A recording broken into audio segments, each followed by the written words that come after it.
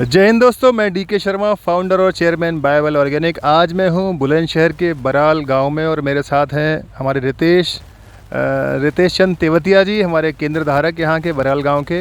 तो रितेश जी, मैं ये जानना चाहता हूं कि आप दिसंबर महीने से आपका जो केंद्र ओपन हुआ है, तो आज कुछ सवाल मेरे हैं, कुछ इंटरव्यू में आपका लेना चाहता हूँ, कुछ सवाल हैं पूछना चाहता हूँ कि ताकि ये मैसेज पहुंच सके बाकी केंद्रधारकों के लिए, बाकी किसानों के लिए। सबसे पहला तो ये है कि जैविक खेती के भविष्य को लेकर के आपके क्या विचार हैं आपके मन में?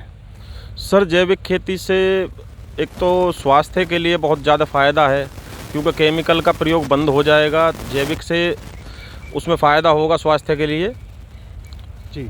तो मेन तो कारण यही है। और दूसरा ये है कि फसलों में लागत की कमी आएगी और उत्पादन में बढ़ोतरी होगी इससे, रेगुलर इस्तेमाल करने से। जी जी।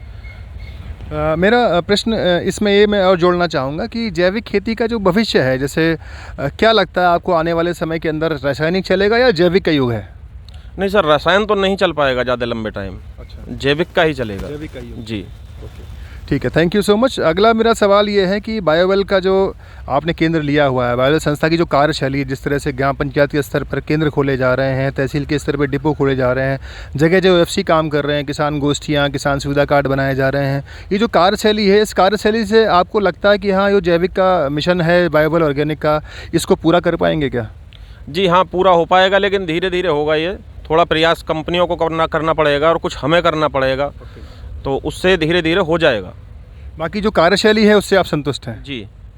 अच्छा, अगला सवाल मेरा चौधरी साहब ये है कि जो उत्पाद हैं इसके, जी। आपने अपने, जो मैं पीछे खेत देख रहा हूँ और ये सारा आपका खेत है, यहाँ से लेके वहाँ तक, और बड़ी अच्छी ग्रोथ नज़र आ रही है, इसके अंदर फुटाव भी बहुत अच्छा हो रहा है। उत्पादों के बारे में आपका कहना है, उत्पादों से संतुष्ट हैं कि आप, या आपके जो लोग यहाँ से लेके जा चुके हैं आपके सेंटर से?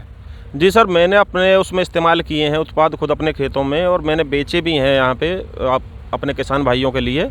तो शिकायत तो कहीं से है ही नहीं, लेकिन मैं अपने खेतों से बहुत ज़्यादा संतुष्ट हूँ, क्योंकि मैंने टोटल ही जैविक का इस्तेमाल किया। केमिकल का मैंने कुछ भी नहीं डाला है अब की बार खेतों में।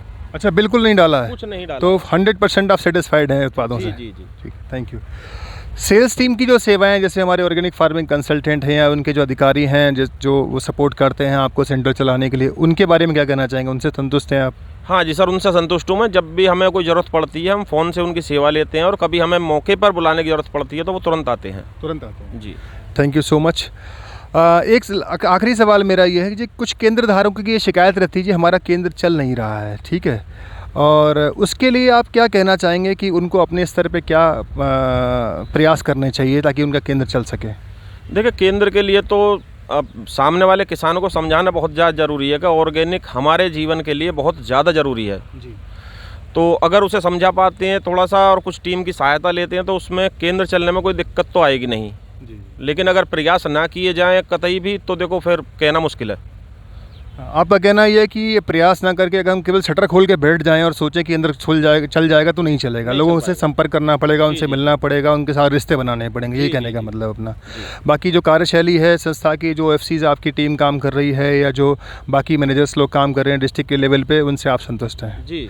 सो thank you so much Tewatia ji, बहुत अच्छा लगा आपसे मिलके। और ये थे तेवतिया जी, और सारे केंद्र धारकों को इन्होंने मैसेज दिया कि जिम्मेदारी लेनी पड़ेगी केंद्र को चलाने की। केवल शटर उठा के बैठने से काम नहीं चलेगा, जिम्मेदारी लेके मिशन के साथ जुड़ना पड़ेगा, और सिस्टम जो संस्था का काम कर रहा है, कार्यशैली बहुत बढ़िया है। Thank you so much.